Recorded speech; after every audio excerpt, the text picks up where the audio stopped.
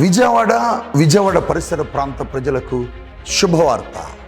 Calvary మార్గం Paul Prithvi ministries సారథ్యంలో ప్రతి నెల మొదటి మంగళవారం ఉదయం 10 గంటలకు పరిశుద్ధాత్మ తైలాభిషేక స్వస్థత ఆరాధన జరుగుతుంది. స్థలం జింకన గ్రౌండ్స్, కందుకూరి కళ్యాణ మండపం, గాంధీనగర్, విజయవాడ.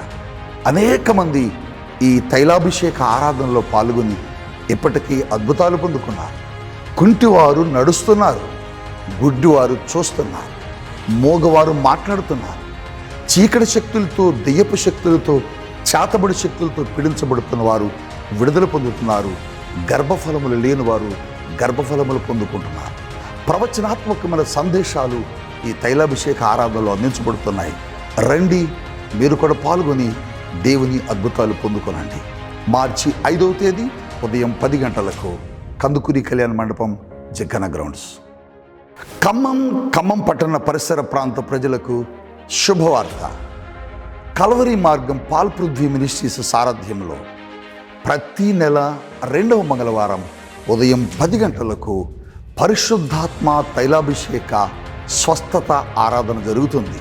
స్థలం Krishna function hall, bypass road, క్రొత్త బస్టాండ్ సమీపాన. అనేక మంది ఈ ఆరాధనలో పాల్గొని అద్భుతాలు పొందుకుంటున్నారు. మీరు కూడా రండి. కుంటివారు నడుస్తున్నారు, చీకటి శక్తులతో బాధపడేవారు విడుదల పొందుతున్నారు, గర్భఫలములు లేని వారు దేవుని యొక్క శక్తి చేత గర్భఫలములు పొందుకుంటున్నారు. ఈ ఆరాధనలో దేవుని సేవకులు ప్రవక్త పాల్పృథ్వీ గారు, సుజాత పృథ్వీ గారు దేవుని సందేశాన్ని అందిస్తున్నారు. మీరు కూడా రండి, ఆశీర్వదించబడండి. మార్చి 12వ తేదీ ఉదయం 10 గంటలకు స్థలం కృష్ణ ఫంక్షన్ హాల్, ఖమ్మం.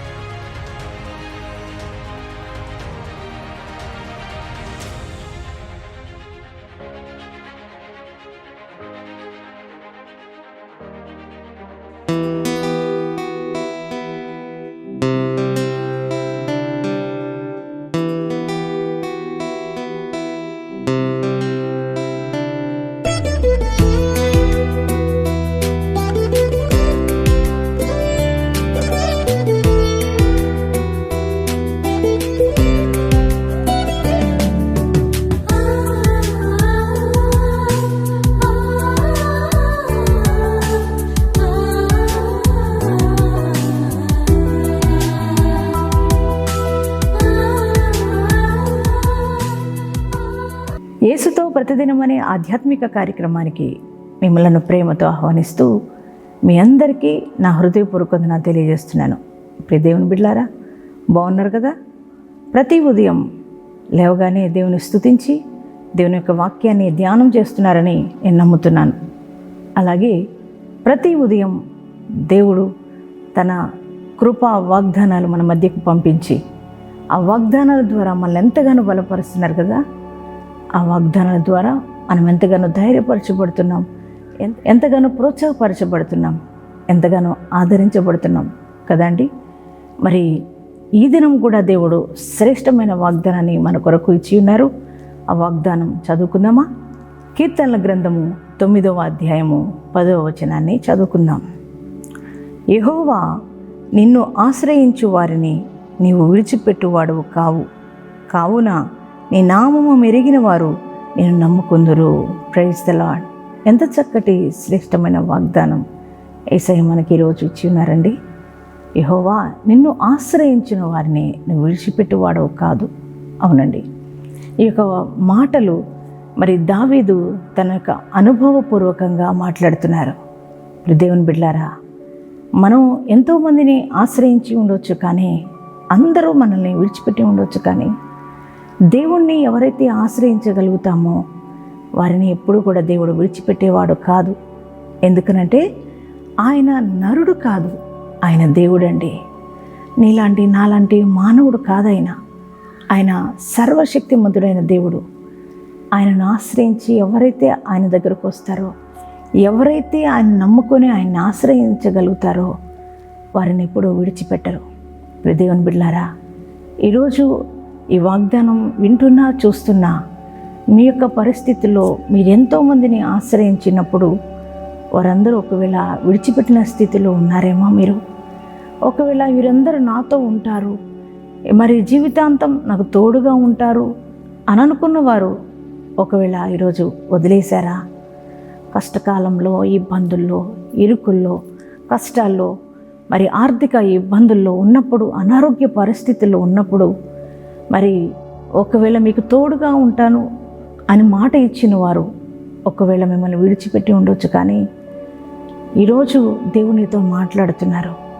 మరి నువ్వు దేవుని నమ్ముకునేటట్లయితే, దేవుని నువ్వు ఆశ్రయించగలిగినట్లయితే దేవుడు నిన్ను విడిచిపెట్టేవాడు కాదు.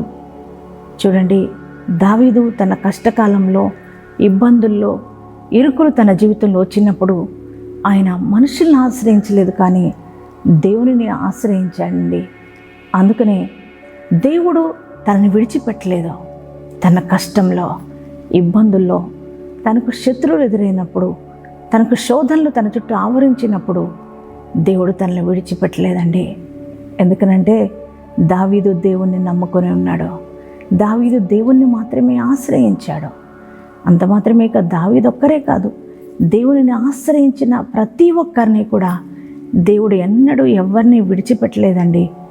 దేవుని బిడ్డలారా, ఈరోజు ఈ ఉదయకాలమే దేవుడు మీతో మాట్లాడుతున్న మాట, ఆయనను మీరు ఆశ్రయించగలిగితే మీ కష్టాలలో, ఇబ్బందుల్లో, కన్నీటి పరిస్థితుల్లో, ఆర్థిక ఇబ్బందుల్లో, అలాగే అనారోగ్య పరిస్థితుల్లో, అలాగే మీ శోధన సమయంలో, మీకున్న ఏ పరిస్థితిలోనైనా దేవుణ్ణి మీరు ఆశ్రయించగలిగితే, మీరు ఆయన నమ్ముకోగలిగితే దేవుడు మిమ్మల్ని విడిచిపెట్టడండి.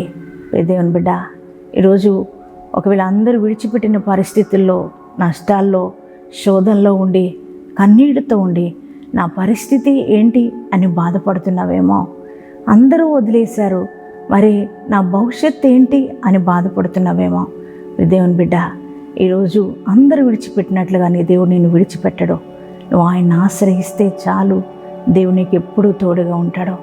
అలాగే ఉన్న పిల్లలు మీ స్టడీస్ విషయంలో, అలాగే మీ యొక్క ఉద్యోగ విషయాల్లో, అలాగే మీ యొక్క ఎగ్జామ్స్ టైంలో మీరు దేవునిని ఆశ్రయించండి. దేవుడు మీకు తోడుగా ఉంటాడు. అలాగే మీకు ఏ పరిస్థితుల్లోనైనా దేవుడు మిమ్మల్ని విడిచిపెట్టే దేవుడుగా లేడు. ఆయన ఖచ్చితంగా మీకు తోడుగా ఉంటాడు, మీకు సహాయకుడుగా ఉంటాడు.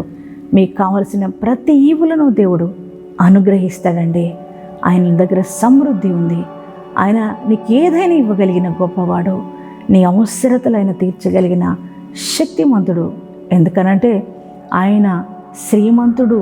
దేవుని బిడ్డలారా, నువ్వు ఆయన విలువైన రక్తం ద్వారా నేను కొన్నాడు కనుక ఆయన నిన్నెప్పుడు విడిచిపెట్టాడు.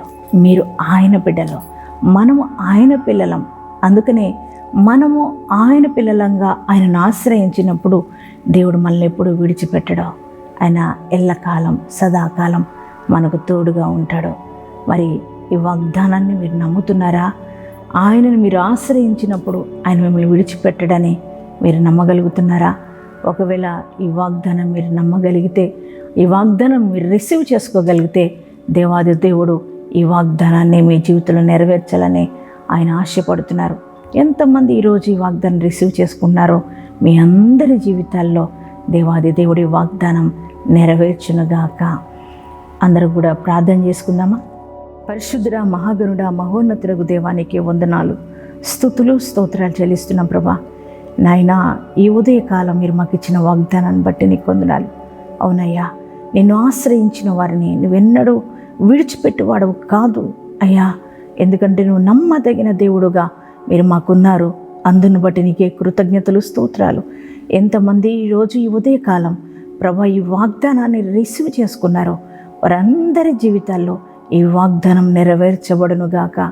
తండ్రి, నాయనా ప్రభా, నీ బిడ్డలు కష్టాల్లో ఉన్నారేమో, ఆర్థిక ఇబ్బందుల్లో ఉన్నారేమో, అప్పు బాధల్లో, అనారోగ్య సమస్యల్లో, అయ్యా నా తండ్రి శోధనలో, నాయన ఇరుకుల్లో, ఇబ్బందుల్లో నీ బిడ్డలు ఉన్నారేమో అయ్యా, వారిని జ్ఞాపకం చేసుకోండి. వారికున్న ప్రభా ప్రతి ఒక్క ఇబ్బంది నుంచి వారికి విడుదల దయచేయండి.